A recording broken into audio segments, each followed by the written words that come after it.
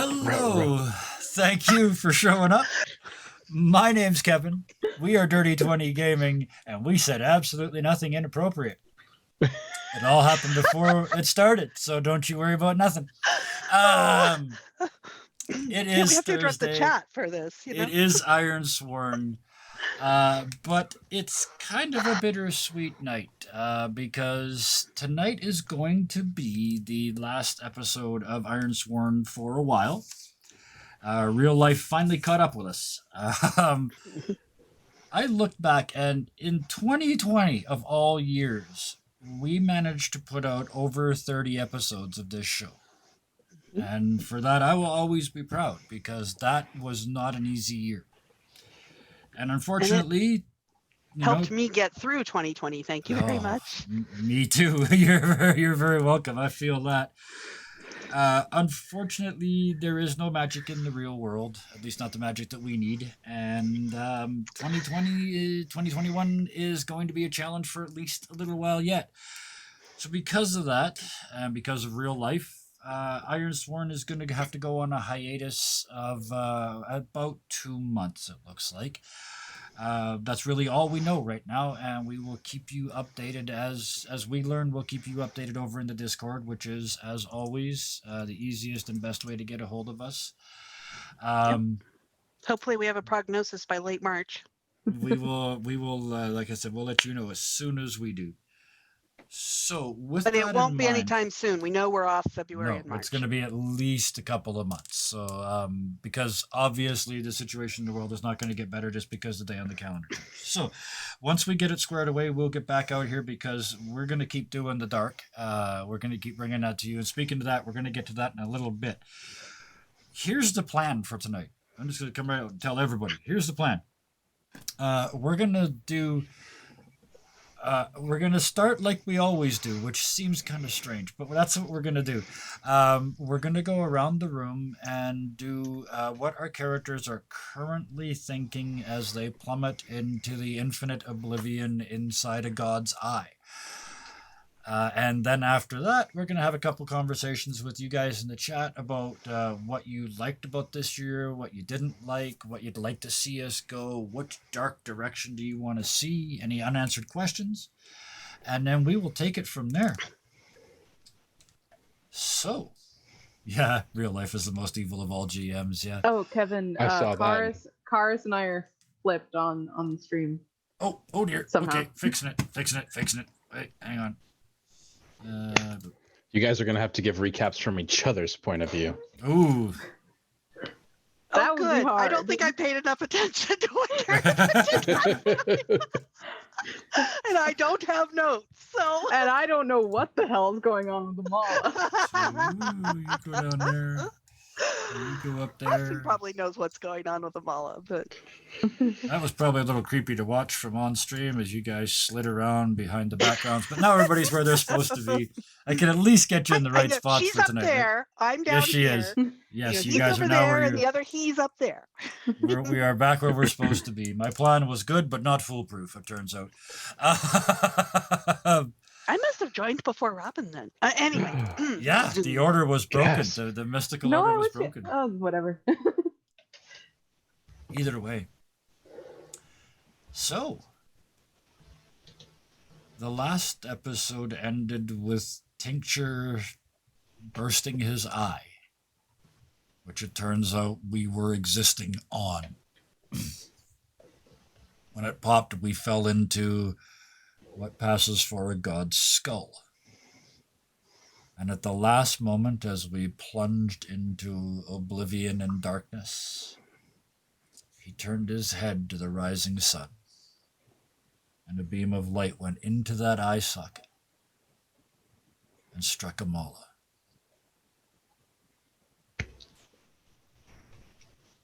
Oh, recap's all done. Yeah, that's the recap. Now I want to know what everybody's thinking. Any volunteers? I will go first. I put a bit of thought into this, but not much.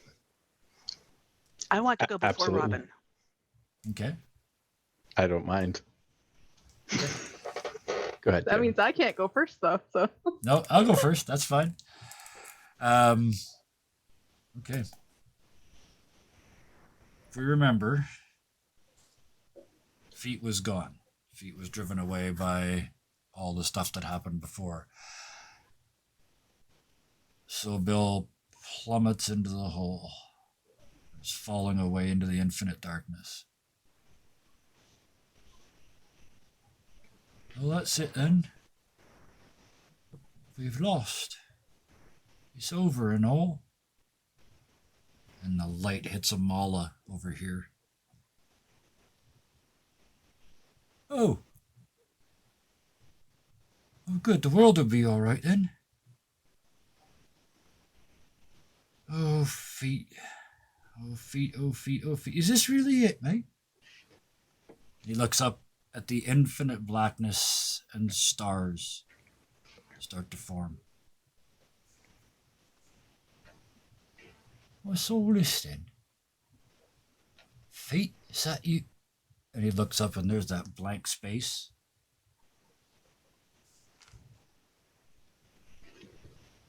No, it can't be. You're not. Really? And this huge black, what anybody else in the world but Bill and maybe the three of you would see as a claw, just comes down out of the blackness and plucks Bill. All right, easy then, I'm old and fragile, I am. Be easy, Feet, be easy. And he gets plunked down in this, if it's an Iron Age, might as well be a castle. Wooden walls,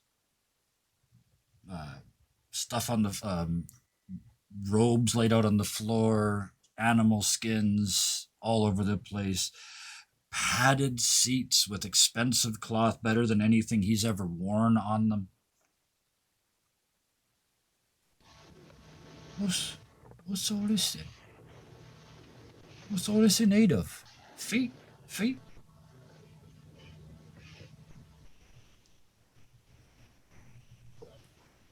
Rest. Until you are needed. And a fire comes up in the hearth. And without thinking about it, Bill finds himself in a chair with his feet up, in a robe of the finest material he's ever had. A pipe of the finest tobacco he's ever stolen in his hand. And then Feet crawls out from underneath the chair and up onto his lap. He rolls upside down, and Bill just scratches him under the chin. So what's all this about when I'm ready? And Feet says, have I got a story to tell you?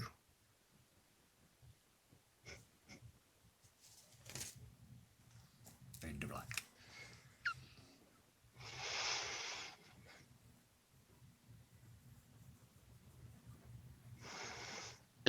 Karis, would you like to go last then?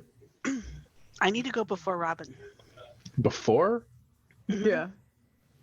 I can go now or you can go now. I could do that. As Gear is entwined with this winged, shadowy figure that is Amala?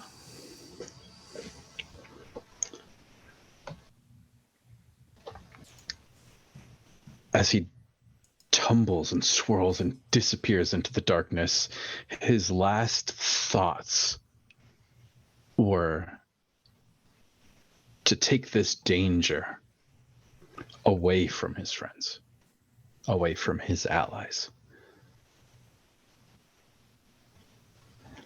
And as Gear's wings beat ferociously, trying to maintain or control this descent, knowing that impact is coming soon.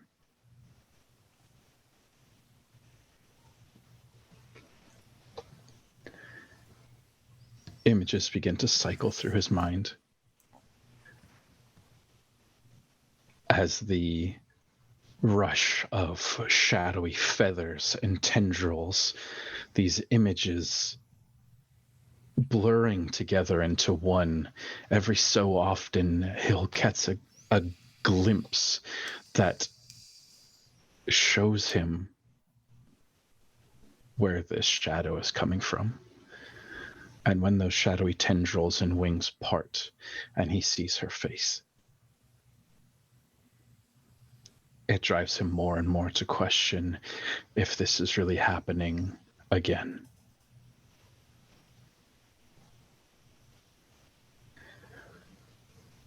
And Gear hopes and thinks as the struggle turns less and less into self-preservation, as he finds himself holding on tighter to the shadow, hoping to lift it up to correct their descent. He's less worried about his physical form and more worried about the form of that is connected to him.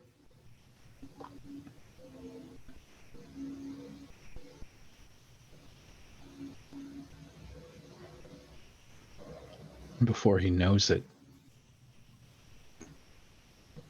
the impact comes, and it is swift.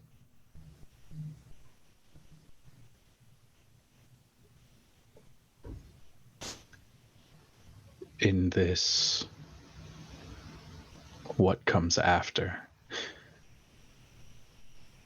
Gear feels a sensation that is familiar to him, but not something that is of his memory.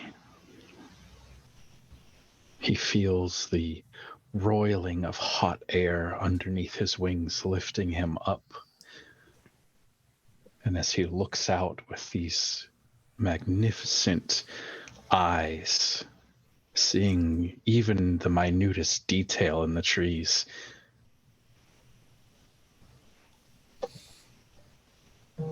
it's hard to remember what came before.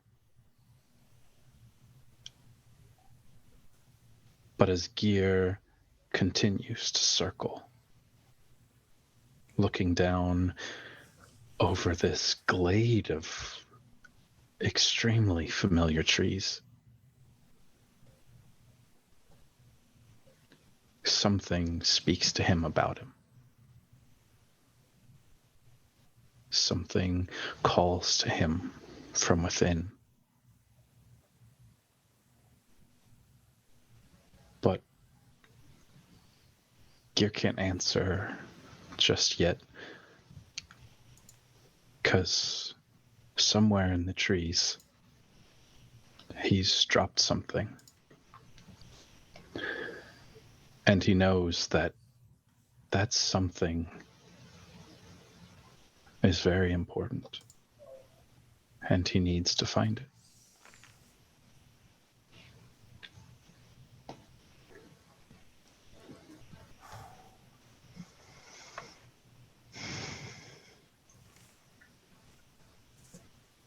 Thanks, Austin. I'm gonna miss this. I have ice cream. I knew I'd need some comfort food.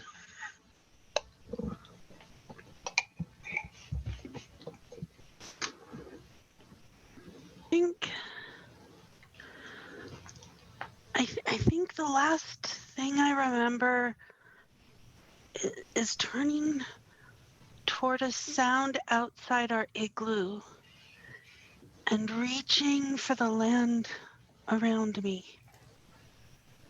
But that might not be right.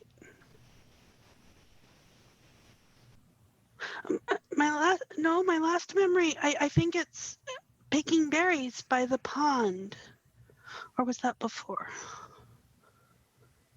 No, or was that the berries in Milva's garden? I'm so confused. I'm running down a hall of bones looking for someone, but I'm strapped to a table with darkness pouring into me. No, Gear's the one who is tortured, and while I tried to reach him, um, except I'm reaching out to him with a blast of shadow, and it's not Gear, it's the red crest. I think I see why seers go blind or mad. Which parts of these are real and which are visions or dreams and which are now and which are before and which are future and how do I know? And I'm falling. Gear, help! I'm falling. And the first sunbeam pierces through Amala's back, searing a bright path through the black stain engulfing her, and channeling through the tether, which the stain had not managed to taint, through the tether, unfilling into Caradwin. And in the confusion of light and dark and swirling and falling and flying and grabbing but being free,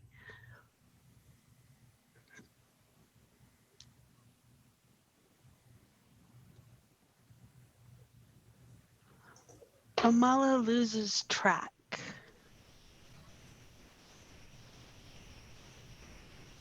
of what's going on.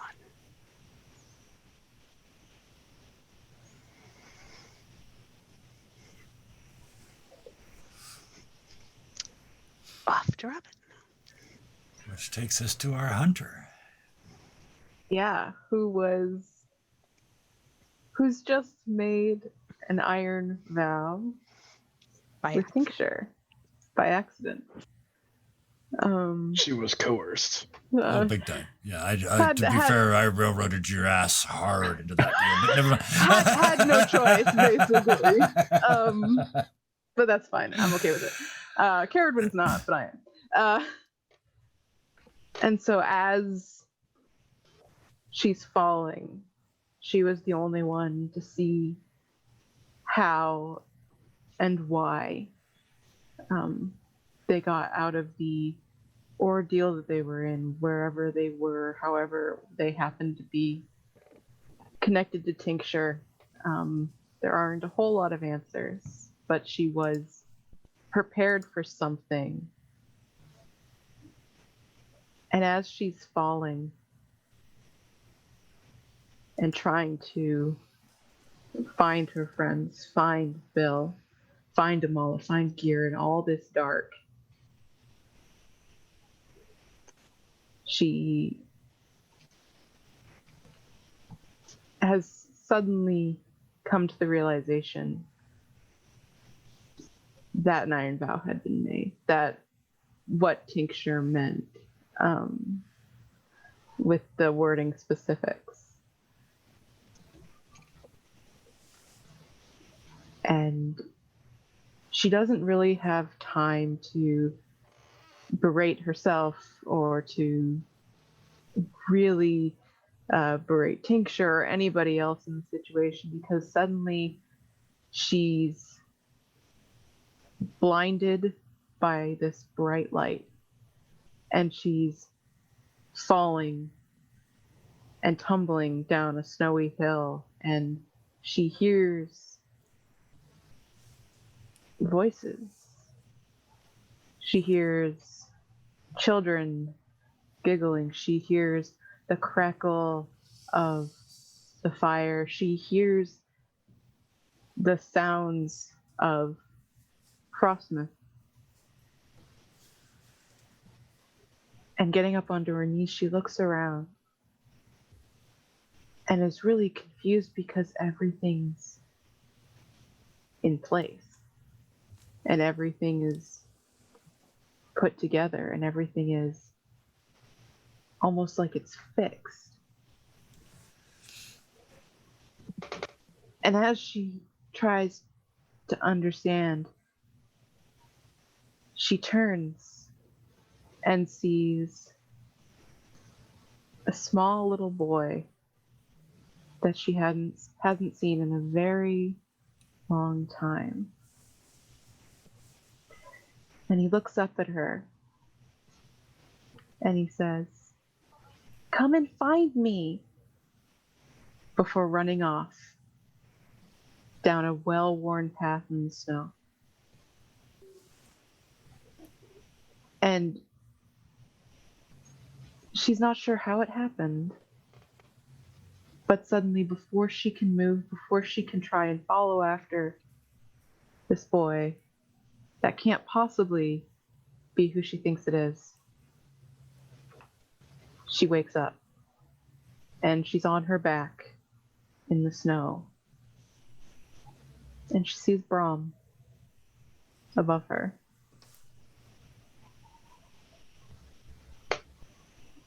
And she touches his nose, feels the ache in her head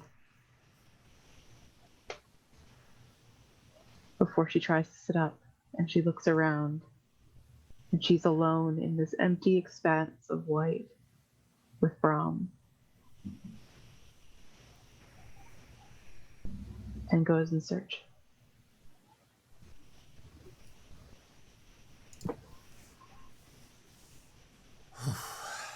Robin, we need a Brahm moat. Yes, we do. We do. Yeah. I need to pull out that You've got some time. You've got some time to get it done now. So sixth grade horse girl phase where I learned how to draw horses that still hangs on. I gotta utilize those skills. Mhm. I guess if you spelled it right, it would be bro moat. I mean, he is bro. Still he's the main- accurate. he's Still the main accurate. character. Oh yeah. That's what we can do. We can just do the adventures of Brahm. yes. The Adventures of Brahm. What has happened literally every time that we've forgotten about him? Yep. This was is not just giving him around. time to go off and kill Sharon and Lois. Oh, Sharon, my Lois, days. and Brahm. Kids, start, yeah. Oh, you did get, okay, I'm getting that look and you did understand. Okay, that's different than I if I get didn't. that look. Oh, there was a kid show called Sharon, Lois, and Brahm. 3 very happy, positive adults, and this is Brahm. So yeah, he killed the other 2 and went off to become a horse in an adventure. Yeah. Oh, that's charming. Yeah, I figured of all the nights that I can drop that in and not offend Oh, anybody, this yeah, is probably yeah. the one. This is it. Yeah, this is it. I love it. Oh, wow. Lightheartedness aside, anybody who just joined us, I know there's a couple names in chat that I've only seen here like the last couple weeks. And, well, if you saw that, you saw what we do. That is what we will do again in a couple of months' time. To keep you busy, there's a whole bunch of it over on YouTube. 31 episodes, I believe, over on YouTube. You 32. can go and get caught up. You got lots of time now. 32. There's lots of time now to go and get caught up on that. But there are still some people there. What do you, I guess the big question, viewers, what do you want to see? There is no plot in this game. There is no plan. There is no DM. What would you like to see when we come back from hiatus? Well, you What type kind busily. of Yeah. dark, intense, twisted roleplay do you want to see? Or do you just want a 180 from that and to kick the dark guy out?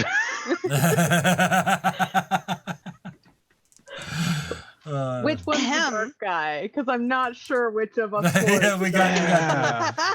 That's we're getting to the point there, aren't we?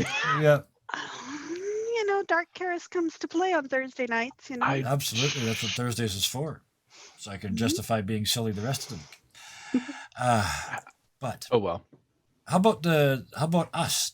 What do you do? I mean, this is sort of stuff sort of fresh for us too. But anything we haven't explored yet? Oh, here we go. Whatever Amala has going on seems interesting. That is putting it. thank Yeah, you I for like the that. compliment. Honestly, yeah. Amala, yeah. What's going on? Dying, coming back. Do you know, or are you just counting on a Well, lot? what I know Look, you about tell us. Amala is she is 16, and a month ago was a normal shaman's apprentice. And now she's this big, awesome, magic wielding creature that's ushering in a new era and has been taken over by some dark taint. And Karis thinks Karis has had a horrible 2020. I mean, so there's a lot of potential for what I could do with Amala. She could go into the insanity of, being the crazy oracle. She could, which eventually her eventual NPC slot is either going to be a deity in the pantheon or is going to be a crazy blind old seer. Not clear which yet, but it's pretty clear that's the path she's on. Dealing with the trauma, coming to terms with not being well anchored in reality. And she had come to terms with being part of a party and being by far the youngest in the group, kind of sort of being raised up into it as to what does it mean to be an adult, to have people rely on you, to, take on an adult role in a group. And trying to do that in the midst of all the rest of this. There's a lot of potential for what I could do with her that would be twisted and dark and torturous. And do you mind if we all chime in to sort of what we think about Amala? Sure. You know me, I love input. I see Amala as, and it may be a little cliche, sort of what I'm comparing it to, but I see Amala as this sort of immensely powerful being. Again, there's this sort of access that she has to all of the things around her, but I think that her biggest downfall is that she still succumbs to her own sort of ineptitude. Mm-hmm. And there's this immense power. She can, sort of roleplay wise and mechanically, she can pass anything she needs to. Yeah. Yes. But when she chooses to fail, or when the mechanics lack and Amala says, I can't do this, those are, I love those moments. I think those are sort of character defining, because how do you make, like, I think what we say in D&D world is, Batman characters that are good at everything. How do you make them interesting to play when they're so powerful, but to have them have these huge sort of kryptonite weaknesses? And I think Amala shines in a lot of really good places when she wants to, but when she wants to get down and dirty, it goes south. Yeah.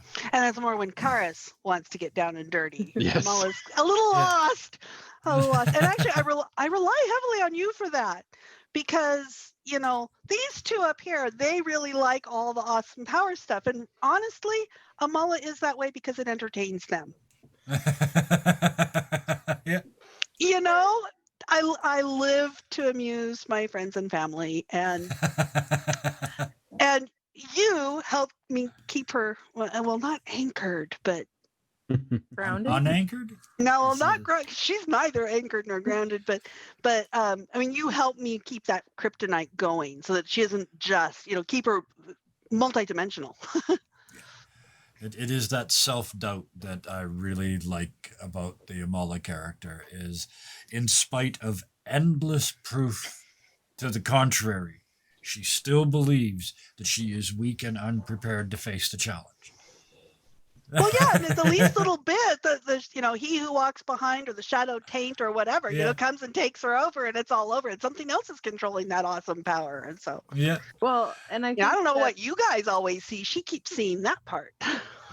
Well, and at least for me, that's very relatable for characters that are very, kind of out of our depth. The insecurity and self-doubt is very real, and so I think having those aspects make it a lot easier to feel connected to these characters that having awesome powers or being, in the Iron Age, doesn't really click.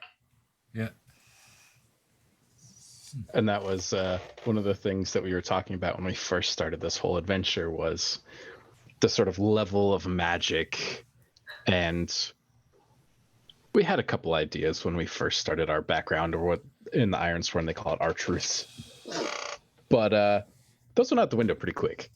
Yeah, it got kind of out of hand pretty quickly. Yeah. Especially because all of us have our own style, and then there are, I think, 3 or 4 choices, and all of us picked opposing ones. Well, that, I'll I mean, say. that is true. We came up with our a original, reliable story for why all of them were there. It's like some people believe this, a big portion of people believe this. There are some indications it could be this. So we basically said yes to all of the options. We played Well- yes and even in the setup. New Towns from Mudkip. Yeah, absolutely. We played Yes and the whole time. That was absolutely what we did. Ooh, Interesting temptation. to bring some new towns into the mix, especially seeing as the party's going to come together or not. Bill's story would be a way to start. I know he is set up as an ex-thief who gave up thieving, but more temptations. Now, mhm. what about, now correct me if I'm wrong, Mudkip, but do you mean like, though this was sort of Bill in a nutshell for a long time and he gave all this stuff up, do you want to see him like going back to that sort of like an addict relapsing, or Or do you Well, want to I see did backstory I did played just out? break every oath Bill had. I don't know if I mentioned that on stream. Bill's now the defining feature in a game that is all about earning experience by making vows and keeping them, has now broken every vow he's ever made and has none on the plate, so that he has no way to improve himself at this point.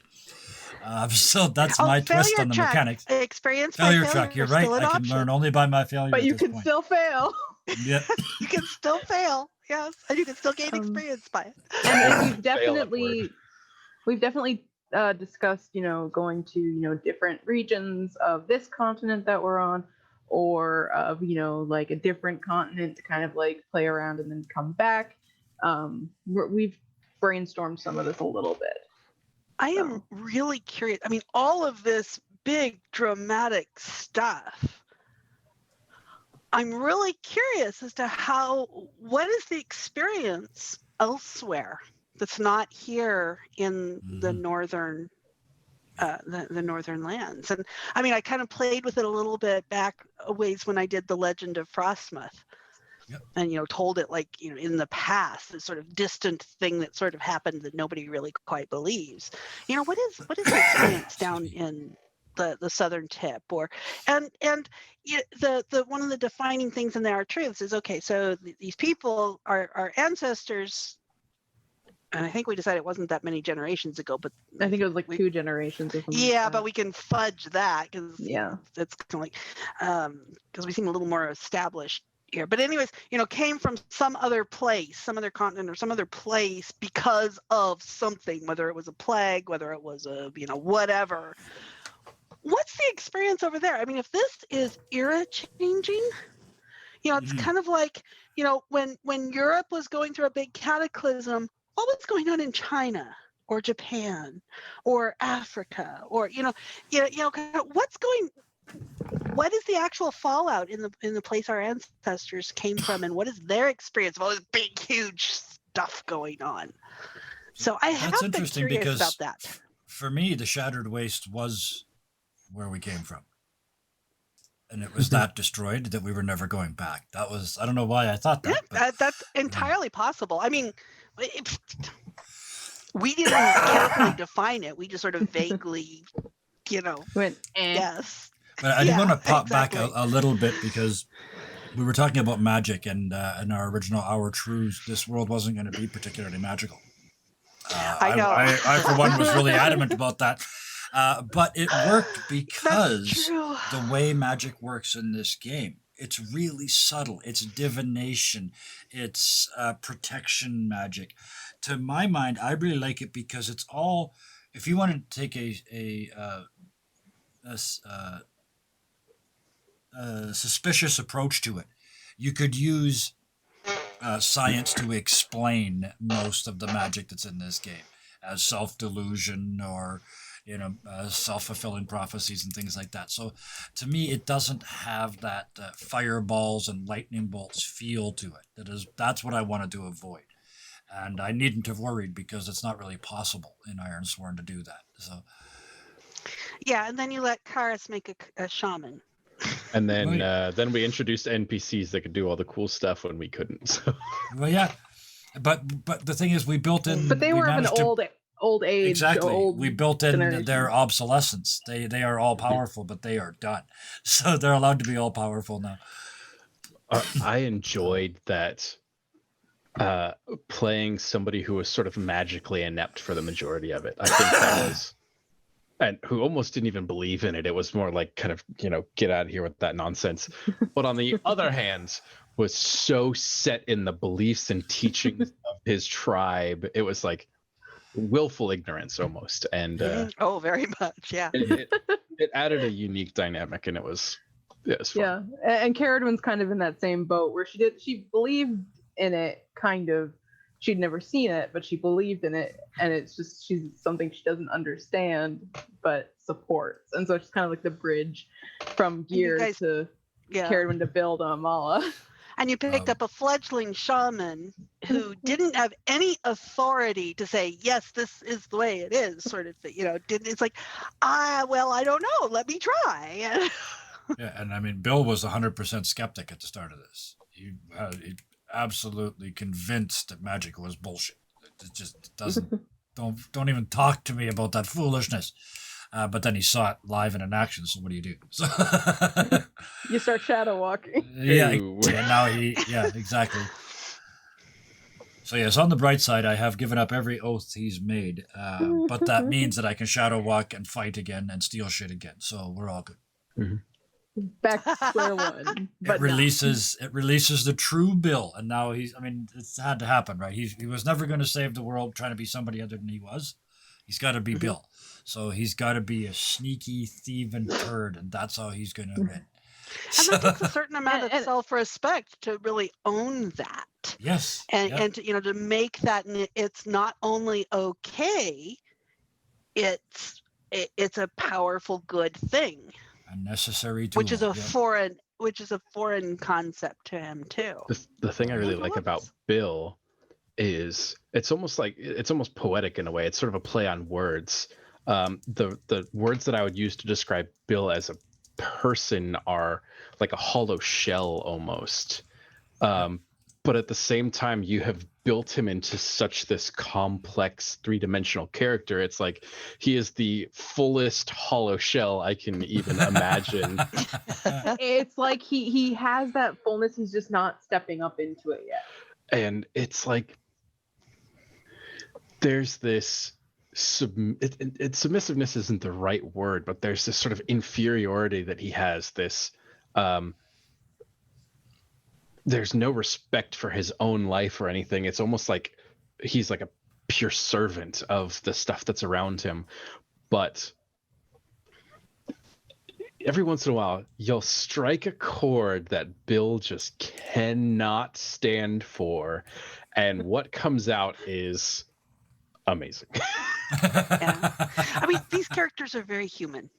Yes, absolutely. Humans are immensely powerful and immensely self-doubting, as they believe they are, and at self-critical, the moment. Yes. and all of that. Yeah, And I think that's something we ahead, always Robin. seem to find our way to in these games, which makes sense to me given the group of incredibly supportive people that make up the Dirty 20 gaming community. So it doesn't surprise me that we're that way here too. So, go ahead, and I Robin, think sorry. the way we kind of separated after it for our recaps and stuff, and we kind of left it ambiguous and kind of open-ended. It gives us the permission to kind of play around in those spaces and like figure out, well, where are they? Maybe create a town or a region where they ended up either physically or just spiritually, or anything like that, and then create characters off of that and maybe tell the story of that world with Caradwin or Bill or Amala or Gear kind of in the background doing their thing. kind of switching the focus, and that could allow us to kind of explore the world more in different areas without completely feeling like we're abandoning the characters, even though that's not our intention at all. Yeah. But on the other hand, And- also our characters, have served a purpose and have, in many ways, fulfilled the purpose that we as players needed them to do. Mhm. They've got it's the kind of ball like rolling. we've played with a lot of stuff. We've played with trauma. We've played with really all the depth and breadth and richness and hollowness of humans, of humanity, and what that means. And it's time to change things a little bit now. Whether that means different characters, whether that means different setting, whether that means, I don't know what that means. It could Yeah. still, this is a pretty big transition thing for our characters. It could still be Yeah. the same 4 characters, but it's kind of like, where are we as humans now? Where do we want to go as humans? What do we want to explore next? And what do our viewers want to explore next? Because Kevin, you've gotten quite a few comments from Mhm. people that, because we're truly human, and that's okay, and that's really explored, has allowed our viewers, given our viewers permission to do the same thing themselves too. I Although- think, Go ahead, Austin. well, to kind of pick up on what Lance said, we have, and it's, I think, sort of the way that we are built, all of us being storytellers, we have this sort of slow progression that we've been doing. And as a storyteller, when you put something in, you want it to mean something, you want it to be there for a reason. And it's hard to put something there and leave it be. I wouldn't say that it gets boring or anything like that, but one of the biggest examples I can think of is sort of the towns that we've been to. And we've only been to a few. But I believe that's because every time we get to some place, we just start stacking meaning on top of it because we're building Yes. this stuff as we go. So Yeah. when we think of sort of a trope or a reason that this village stands out, like in Grey Barrow, everything was underground. We started building these reasons why it was underground, what was going on around it, what they were afraid of. And so it's this sort of translation that all of us are putting into it. And so generally when we have these towns that we come to, none of the towns are happy and go lucky. They all have a problem with them. And being storytellers as well as adventurers, we try to fix things. As you guys have seen, it doesn't always go well. And even when we try, even when we try not to fix things, we say that's not our problem and we leave. Yep. We find ourselves back a few episodes later fixing it, like Home. And that's Home, we again, explicitly said, not our problem. Nope, we're Yep. going away. We have our own thing we're looking for, and then we ended up back fixing Home's problem. and I think Lance, it's absolutely. Oh, go ahead. we kind of leave those strings hanging, and then a couple episodes later we reach back and we grab them, and then we just Yep. Somebody unravel remembers them, everything. yeah. Just keep weaving, yeah. Lance, absolutely. This is exactly that time in every movie where there's the music goes dark and dramatic, and every one of the characters has to make that decision to commit or not. That's exactly where we are right now. So yeah, when we come back after this, they are going to be changed characters by the vows that they've taken, the vows that they've chosen to follow up on. Absolutely. 100%. One of the things, though, and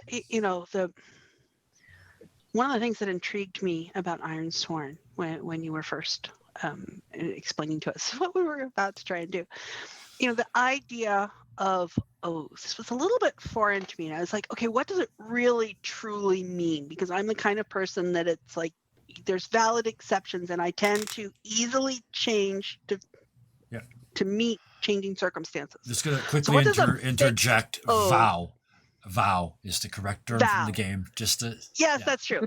But so, what is a I used the wrong meaningful answer. fixed vow? And that, so for me, that was how I ended up with a shaman, because The only real fixed vows that I could really imagine were religious ones, monastic type Sure. vows. And so I sort of started from there, and started with a willful novice and got to Amala. but I'm still Amala. I'm not sure Amala can make a vow. And, remember one of my vows was vague intent related to he who walks behind. Yep. That's a pretty, specific vow. Yeah. Specific, measurable, attainable, reasonable, and time-bound. It's just one of the many, many things that Amala is learning as she goes along. What is a vow? Oh, yeah. I mean, she's 16. What does she know? Yeah. Nothing. Absolutely nothing. And so the thing is, the vows, to a certain extent, I can't, given how much change Amala has gone through in a month, I can't see her ever being able to take a vow, to make a specific goal and follow it through. Yep.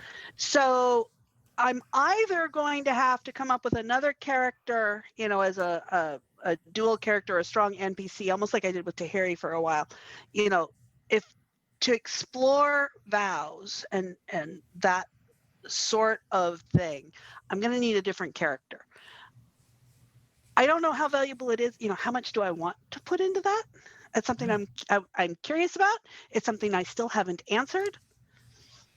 On the other hand, it's something that's not very Karis-like. So, well, and something I thought of just in the last couple minutes is that if we kind of wanted a chance to explore new characters while still kind of staying within this same realm, if we want to, we could go with Bill, for example, but the four of us create a new character for that part of what he's doing, whatever he has to do alone. And so we can kind of explore the world a little bit in a different light while still kind of continuing with the story we've crafted over the last 32 sessions.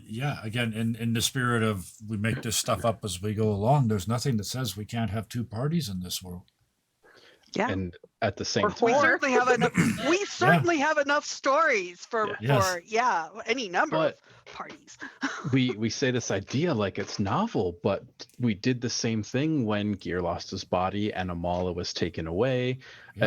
Anytime the characters have been sort of out, they have a sort of still been part of the story in constructing what's around them and bringing in NPCs. So it's a pretty fantastic system as far as that goes. Yes. I really enjoy it because it's a lot of improv. I know it's a little one tone with the darkness stuff, but that's my specialty. So well, and that's what the show was about from the beginning. That's the place that this, and that's the niche that this campaign has in the Dirty 20 Gaming channel too. Yes. Exactly. The dark, intense, cathartic, twisted, all of that. That is a role that we play in this community. Yeah. Well, and that's so we definitely want to keep that. Well, and that's a part of like the actual game is that life is hard. You have travel is hard. Getting to other regions is very difficult. Like it's a epic. Who knew how prophetic that was going to be in 2020 when we started this last January. Yeah. We had no idea how life the world is hard. Was, it's hard to go places. It's hard to... The world was unicorns and sunshine, and we didn't even notice. That's a part of the game, though. And so, like, us going in a dark direction doesn't feel that odd because, like, if it's hard and a struggle, then obviously it's going to have those darker undertones in most of the situations. Of course, Mudkip, one of our regulars. There's no way it was a chat unless there was an arrow in the ass joke. Mudkip, darkness has shades of gray. Aiming to pin someone with a flank of meat is lighthearted, but also sometimes lethal. I did not kill him. He died later. So this is true. He died later. Not by me. You were the indirect and proximate cause of his death. It was a slow burn. I Took didn't 20 mean to get him episodes. We're killed by sitting an here Iron laughing about Revenant. it. He just did. But at the same time, there was a lot of really lighthearted, sort of comical Mhm. moments. Yep. I think there was a lot of You're in the goats. power in some of the Gear and the Goats. One of the I really like some of Gear and Caradwin too. That one was of Yes. the most powerful scenes that sort of comes to me is Amala doing the ritual at home with Zahn, and Gear, Mirabelle, and Shenda in her deer form rushing in, and that was just such a powerful scene. And just That's when all of us came together. the remainder of that episode, one of my favorite lines was, giving that spear back to Mirabelle and pronouncing her, a warrior of the tribe. And that, I just get goosebumps talking about it. That was so awesome. To answer Lance, this is built into the Ironsworn system. For the is... YouTube people, read the question. Oh, okay, you're right. Because the YouTube people won't see the Twitch chat. You're right, they won't. I should have put that there instead of the thing. Never mind.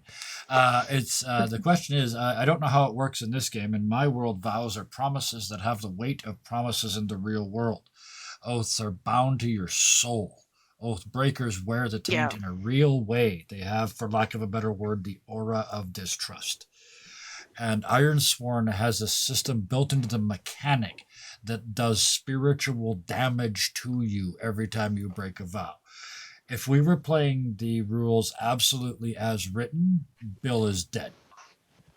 If we were playing the rules as written, we're all dead. We're all, let's pretty be much, real. yeah. But just from dropping, and just the big from, bads are really awesome because we just our from failure forsaking tracks vows, are full up on them. There's Bill would actually- absolutely be Well, at minus 10 the spirit system by is now. called- He'd be dead. The system's called Ironsworn.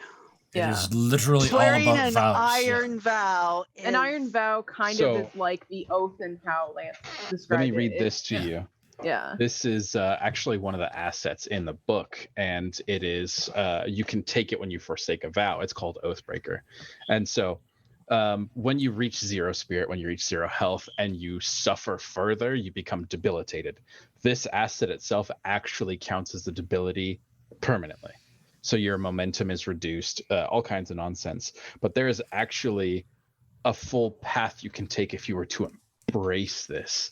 And so it sort of has that kind of what Bill's doing. aura that you're talking about, but it's really cool stuff.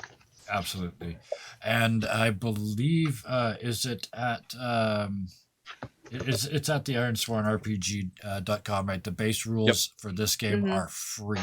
Yeah. It's not I like put pirated. the I link got in. it for free. They are provided by the author, by Sean Tompkin. The base rules set is free. So there are hop some on over there. add-ons which we would encourage you to buy to support the author, Absolutely, like the Delta And you can buy system physical and all. copies of the main book too. Yes. But But the it's one of the core very rule few set is things free. where, you don't get a quick start guide. You get the full set of rules, so you can read the whole thing and see how the whole thing hangs together. It is like nothing else I've ever played, and that's saying something because I played a lot of systems over the years. This is really unique in a number of ways. I think it's one of my favorites because you can come in with little to no preparation, or you can come in with just a bunch of ramshackle ideas, which is what I do. So Yes. you can just kind of popcorn them in there and watch them blossom with everybody else just pinning stuff to them. And my favorite part with Ironsworn is the character, the power arc doesn't go like this. It kind of goes like that, and then a little bit up, and then it goes like that for a long ways, and then it goes up a little bit more. And You never think about it in D&D. If we were doing Adventurers League, 20 sessions in, we'd all be 20th level. Yeah, we're 30. Yeah, we're 32 episodes in. We'd be on our second set of characters and halfway through that one. So, and in this system, we don't have levels, and we stay at 5 health and 5 spirit for the whole time. Yep. I think I have 4 asset cards that are partially marked. I think only one of them is fully filled out. I think I have 4 too. I don't think we really were keeping track anymore. I think it was more about The story. Sorry, Sean. We Just kind of Took the pieces we liked. flip the bird to the mechanics. And Yeah, I have 4 as well. But Well, but the mechanics support that. I mean, even in the Yeah, last 'cause session, it was 2 you, experience too. Yeah. Austin, rolled a ton I- of dice last session. that's true. Probably will more than say- the other 31 episodes combined. But I will say that, and it was something that full disclosure, I struggled quite a bit with when I first started Ironsworn, was the mechanics. They were really well intentioned, but they didn't quite fit in. I just wasn't used to them at first. I found out that, kind of as Kevin said, that sort of power curve, I believe it really depends on your players, because if you have people that are really hardcore power gamers, and there's nothing wrong with that, there's games it's a style. and groups for that. That's a style of play, and that's totally fine. You can get really powerful in here, and you can get to a point with only 2 assets, halfway marked, where you will never fail a roll ever. Yeah, Between that's true, invoke, actually, yeah. between invoke and light. Yeah, I hadn't even really thought about that. Yeah, you're right. Adding 6 to everything, and when you're rolling a 10-sided die, adding 6 to anything, and then you also add your stat, which is 1, 2, or 3. Okay, so that's 7, 8, or 9 right there before you've even rolled a single die. And then you say, okay, I can do +1 because I've got this invoke thing, or I can add in this other stuff. Do it. Okay, so now we're at 9, 10, or 11 before I've even rolled the die, and it's a scale of 1 to 10. Well, and especially if you're swearing iron vows a lot more frequently, and for things Getting that a lot aren't of assets. epic, And at lower you're getting levels, a lot more yes. experience. Yeah, if you doing it at formidable or something like that, where it's like you're doing less, you get experience points more often than that you was can a get real more challenge assets for me, because I couldn't imagine being that serious about something that was that minor. Like, I take an iron vow to walk for a day and a half to get to this next town, and that's that's a 1, right? And I would get 1 experience point for doing that. I had a really hard time with that, but like I said, I'm exploring. I broke his game in a whole different way now. I'm going to see what it's like to never make another vow, see what happens from here. Caradwin throughout the show throughout the last 32 sessions made 1 iron vow willingly with gear, and then was tricked into it at the last second by tincture. And then several of mine became moot. I did flat out break the one of obedience to my master, which is what this character was built on. I mean, this character was Maria from The Sound of Music. How do you solve a problem like Maria? And we've entitled one of the episodes, How do you solve a problem? Yeah. It's very much, she was willful. She was, running off on all things, did things her own way, all that sort of stuff. And she was 16. And so the whole character premise was she had a vow of obedience to her shaman master, and she was challenged to keeping. That was her primary challenge. Was I mean, the very first episode, she was off in the woods playing hooky. So, I mean, what does a 16-year-old know premise about making a vow, right? What do they think? They don't take anything seriously enough. Okay. I promise to take out the garbage. I promise. And I think it was part of the way that we played that had a huge effect on that. If any of you guys go back and you watch, there's a lot of times where we will just take the weak hit. Yep. Yes. Oh, absolutely. Or we'll celebrate it when it happens. We pray for the complication. Or have a strong hit and then pretend it was a complete failure, because it's like, okay, and then have something horrible happen. In general, a failure is a failure, and you take some consequences. A weak hit means it succeeds, but it's complicated. And a strong hit means it succeeds.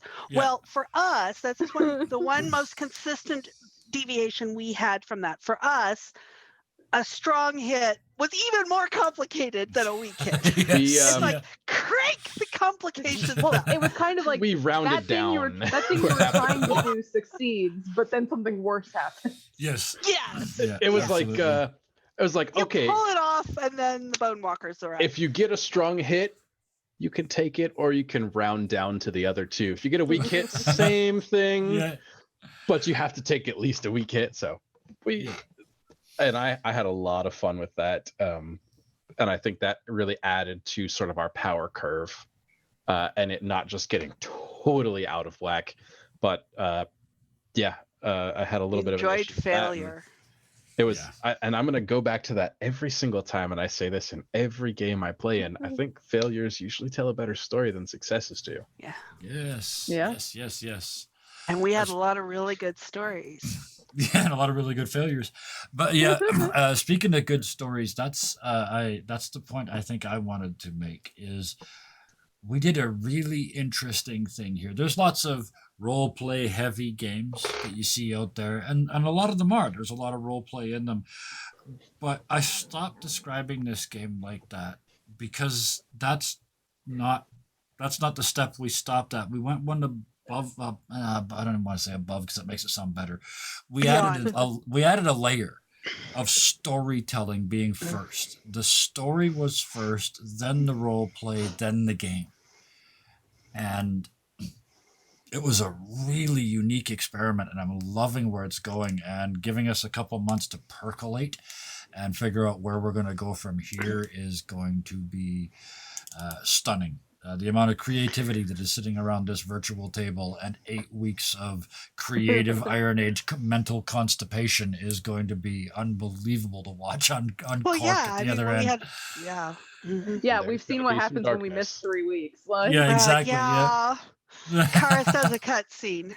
Yeah. well, and I think the aspect of storytelling is what, like you said, makes it unique, but it's also what made it really easy for me to kind of figure out mentally when I didn't really fully understand the mechanics, because I'm a storyteller first. I didn't start role playing until a couple of years ago.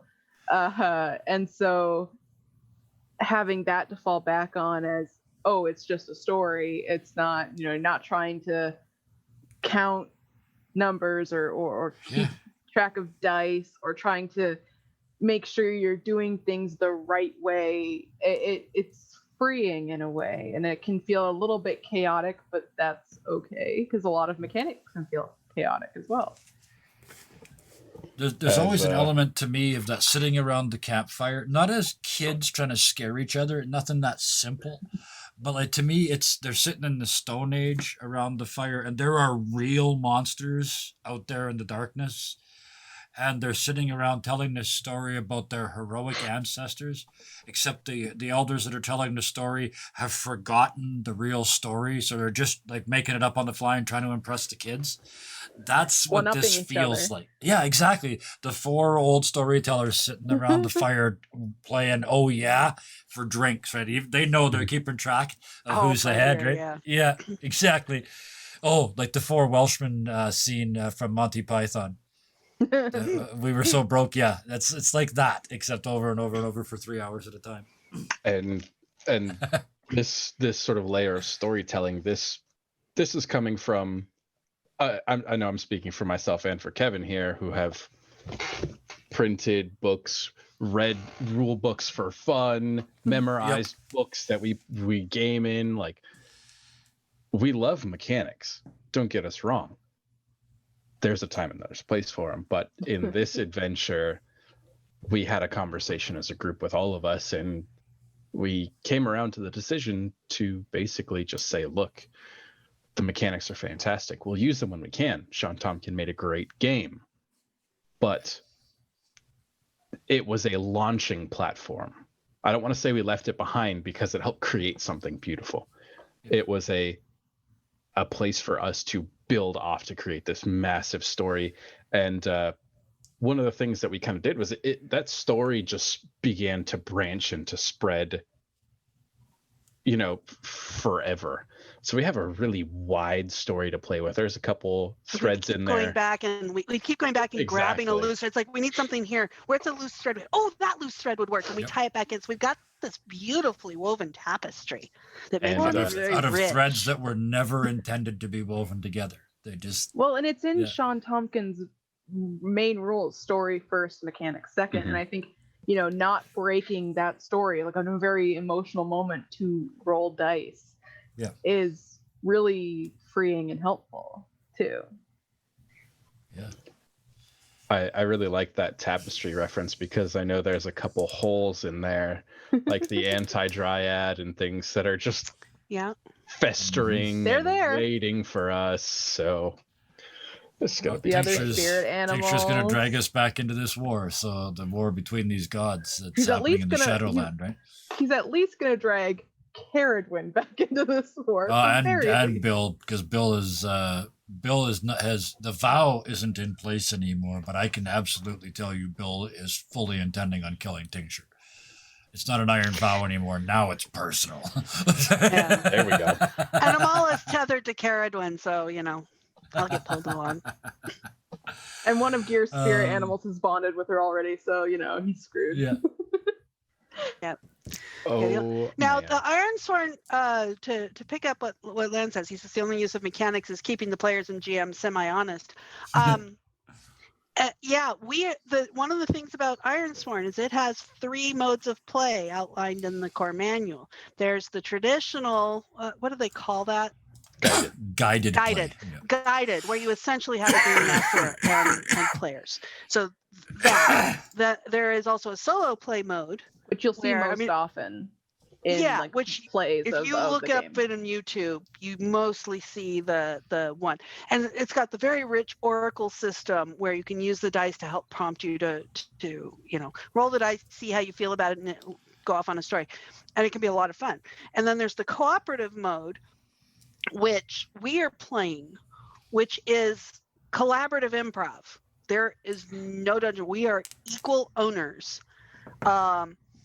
But that also we both can, it's like, oh, that's really cool. We can take the reins, or we can say, oh, I'm not sure what to do with this. Toss it under somebody else. It's like, here, you're an owner. Here, you decide what to do with it. Or you can say, deal with this eldritch horror cave on your own. I'm just gonna lie here.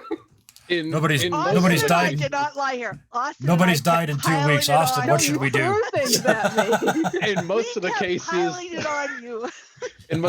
they go, I don't know what to do with this. Austin, catch! And I just sprinkle gas and light it on fire and throw it to the next person. Yeah. Which represented as, I have an idea. That's some of the most terrifying words in the last year in the best possible everybody way. goes, Yeah. Oh, God. Here we go. But then it sparks an idea. It's like, take it and run. It's very much like a relay race. And Yeah, we've it got is. different It's been a skill sets. blast. We've got people who can come up with really creative seeds of an idea and toss it out there. And then Austin will say, okay, so where does this go, Austin? Just because, as the creator of an idea, I want to make sure, he's got some say in it. And then he goes, and then it's, Yep. yeah, I'm totally free. I can take it and run. Yeah. It's Absolutely. you're fragmenting and putting these puzzle pieces together, and at least in the way that I sort of build games, I can't sit down and just lay the whole thing out. They come to me in bits and pieces, and I just have to fit them together where I can, which makes this so perfect. Is because when just a fragment of an idea comes in, I could just blurt it out, and somebody goes, Yeah. "Oh, cool, yeah." Yeah, And she that's goes the and nugget looks it I up in needed. the wiki where it links in, and I start pulling together, the bigger pictures, other stuff around it, and then I just he realized what we were tosses a doing. rip into it, and We were basically creating our own oracles. Instead of rolling at those moments, we were going blurt and there, work with that. So Yeah. What do I do, Yeah. Austin? This. Okay. Or I don't like that one, Kevin. or I would, after a session, I'd sit here and think, okay, we need something like this, and I'd go to Austin and I'd say, okay, we need something like this. And the next session, he'd come back and he'd give it to me, and I'd be going, "Oh my God!" And he'd say, "You asked for it." I'd say, "Yes, I did. This is perfect." It's just. Yeah, we did one episode which was inspired by 2 words, eldritch horror. That was all that was said, and away we went. So yeah, this is why I'm very glad I picked the people I did, and I'm very lucky I picked the people I did, because you're not just all great storytellers. You're great storytellers that can work in a team, and that is a rare thing. There's lots of bards out there, but there's very few bands because the bards all want to be the front man, right? So this is 4 storytellers that are willing to sit around and share a story, and nobody's getting we're left not out, and none of nobody's us are getting left territorial. behind. Exactly. And not getting offended when you have an idea where this story is going and somebody steers it in a different direction. Yeah. Yeah, I have plenty of Cool, times let's where go over here. Yeah. I kind of thought this, and then Kevin says something like this, like, okay, we're going that way, and toss all this out, but then I Or recycle file it it later for as something later. else. Yeah. It comes back. Yeah, Recycle For it. absolutely. for everybody that is going to watch this anytime in the future, one of the DMs or GM's best tools in their toolbox is the cut and paste feature. If your players skip something, just pick that up and drop it in front of them later. They will never ever know. Yes. Yeah. Yes. Yep. Oh, and I think also we trust each other with our own characters, like our PC characters that I think we have kind of, attachment to. I wouldn't say there's no, but there's not a lot of vindictiveness here. Well, and The even if, vindictiveness is explicitly invited. So Yes, I mean, yeah. I And to am be known fair, to it's all but conspire with gone Austin recently, to torture my so. characters. So Yeah. well, like, okay, we thrust Bill and Caradwin into an eldritch horror cave and basically, threw them to the wolves. We're like, okay, we're putting these in everybody's hands. Don't kill me too bad. Yeah. yeah, and since neither Gear nor Amala were there, Austin and I got to play the Eldritch Horror. We Man. tossed it back and forth to each other, piling it on. Those It was poor this dudes. sort of shift of the guided mode. Everybody sort of shifts into the driver's seat for a little bit, Yeah. or even just co-pilot and just sort of it's beautiful. And one It of the is things really I cool love is the NPCs that we've created. Yes, each of them kind of has a primary person who played them, who really set the tone and who sort of defined the original character. But we're all free to play the character as needed. And as odd as it is, I love what this has made of Callista. Because Oh yes. Callista Yeah. is one that I think all of us except Robin have played. Yep. So And- far, at least. She's batshit crazy. And so when Austin or Kevin or I play her, we play her very differently. We play 3 different sides of her. Yes. But that is so perfect for that character, because if only one of us played her, in a standard NPC, if you ever think about an NPC that's absolutely crazy, they tend to be one-dimensionally crazy.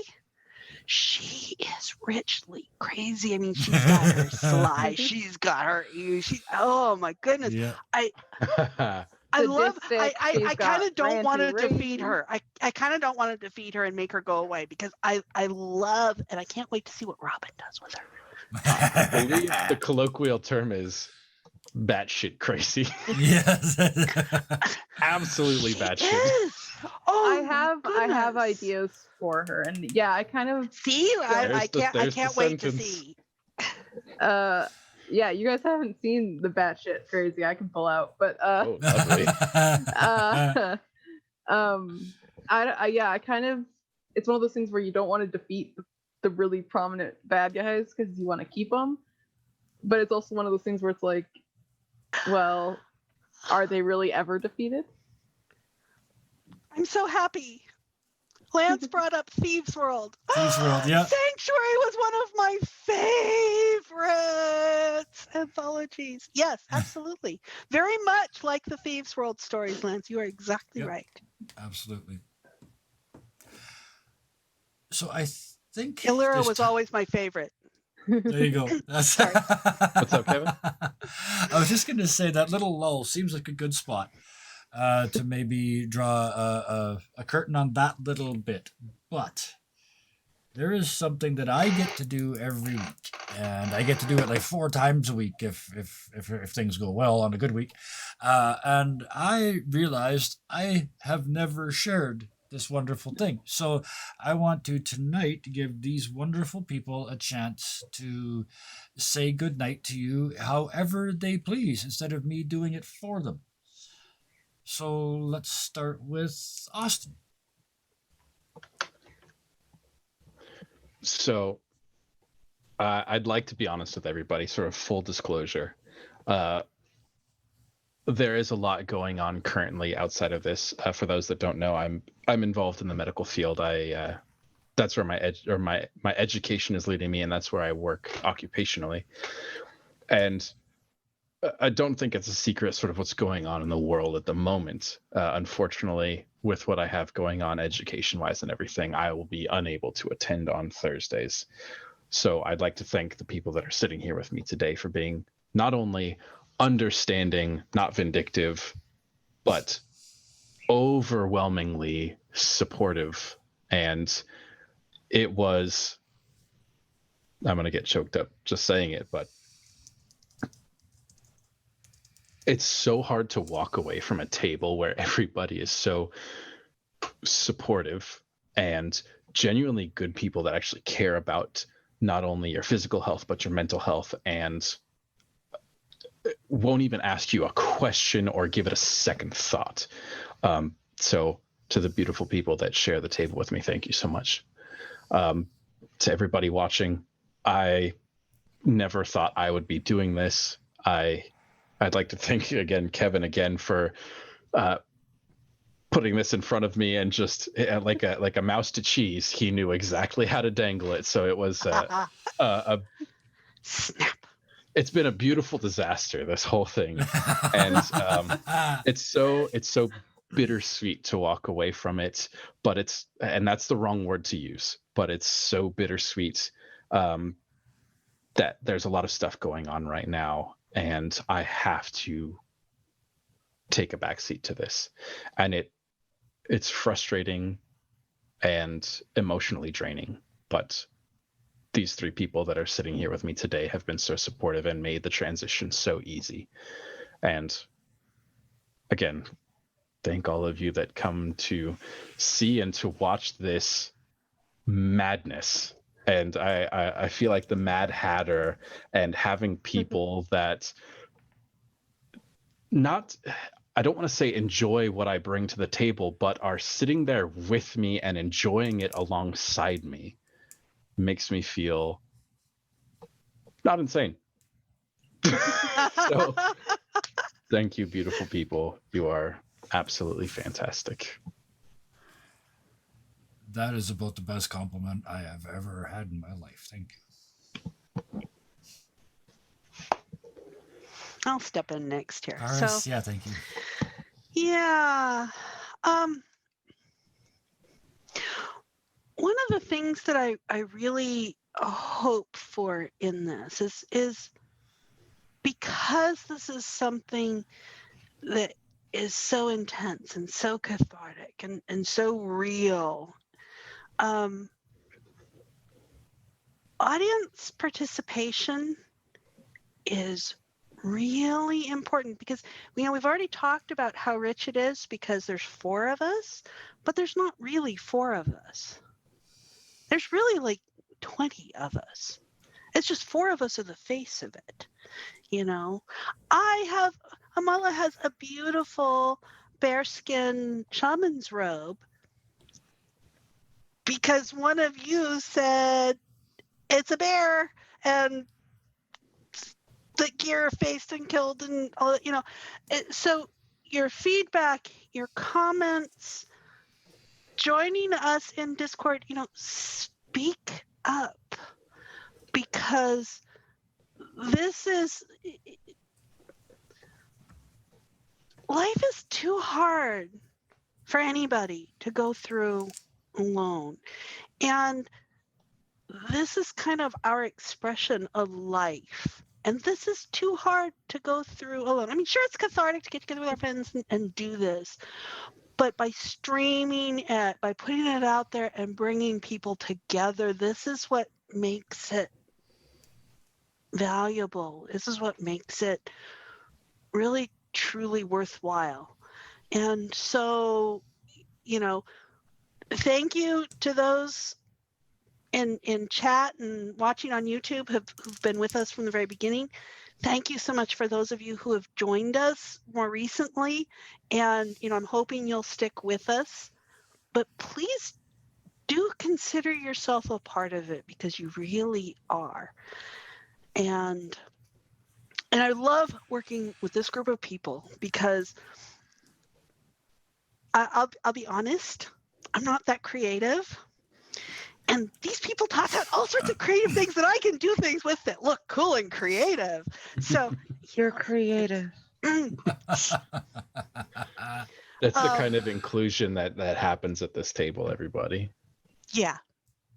This is something precious. This is something different, and it is really cool. And I'm so thrilled that Kevin invited me to be a part of it, and I get to know this group of people. This is a lot of fun. So thank you, viewers, and thank you, guys at the table, because I treasure this. And is it March yet?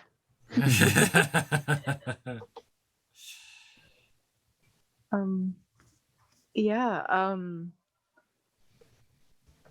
I met Kevin and Austin about 2 years ago because I was looking for this exact type of outlet. I was looking for a way to tell stories and for a way to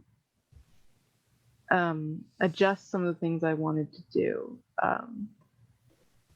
And through Kevin, I was able to meet Karis and a lot of other amazing people. And it has meant the world to me and has kind of changed the last couple of years for me as someone kind of dealing with a long-term chronic pain condition.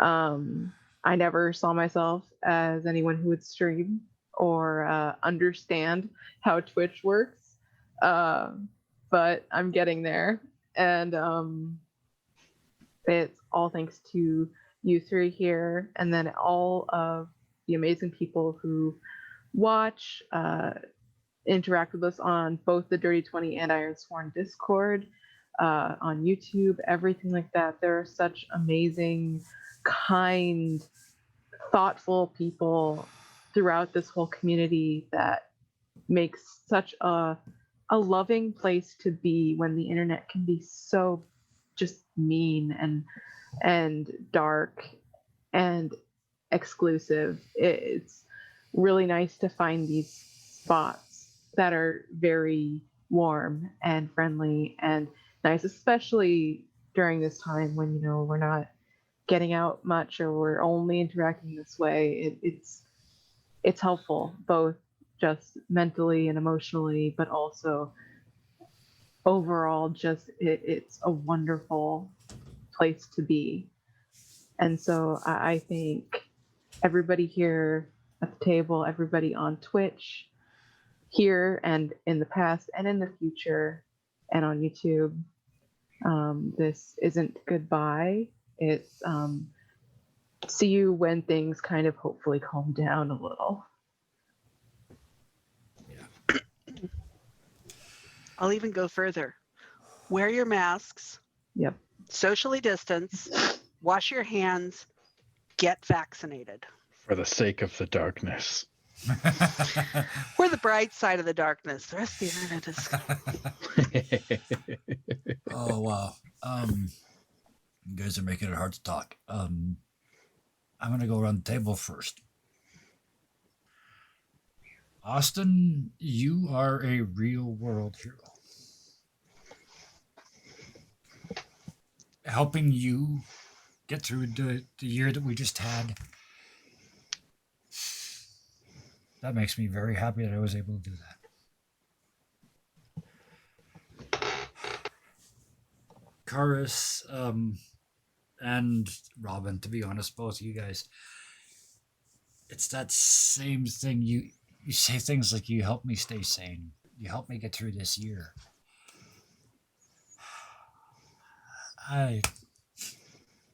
That's the nicest thing I could ever hear. All I want to do is share joy. And if you can share joy through darkness, we showed that. And I want to thank all of you for believing in me and believing in this idea and sticking with it through the year that we just had. And making this something unbelievable, something very, very different. I hope a bazillion people see this, but not because I want to be famous, because I think it was worth watching. I think we did something really, really special here. And the people watching, thank you for sticking with us through it. It was cathartic to do. I'm sure some of those nights were heart-wrenching to watch, but you kept coming back, and I appreciate that so much.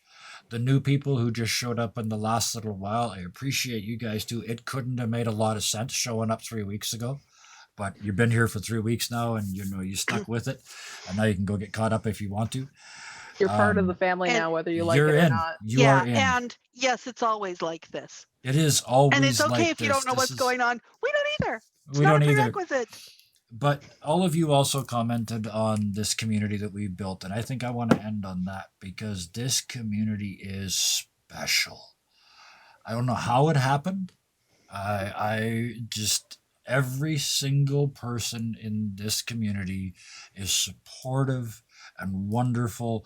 We don't have any trolls. We don't have any assholes. The nasty jokes are all in good fun, and it's clearly and obvious that that's the case. We have emotional support channels in Discord that we help each other with. It is, as Robin said, it's like nowhere else I've ever found on the internet.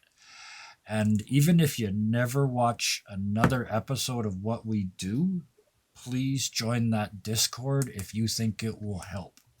We'll do it one more time. One more time, please. Because one of my favorite authors, Spider Robinson, and I'm going to paraphrase him because I'm probably not going to get this absolutely right, but he said, shared pain is lessened, shared joy increased. And I believe that the last year has proved that to be not an aphorism, but a truth. So with that, into a hiatus, not an end. Until we meet again, please be nice to each other. Good night.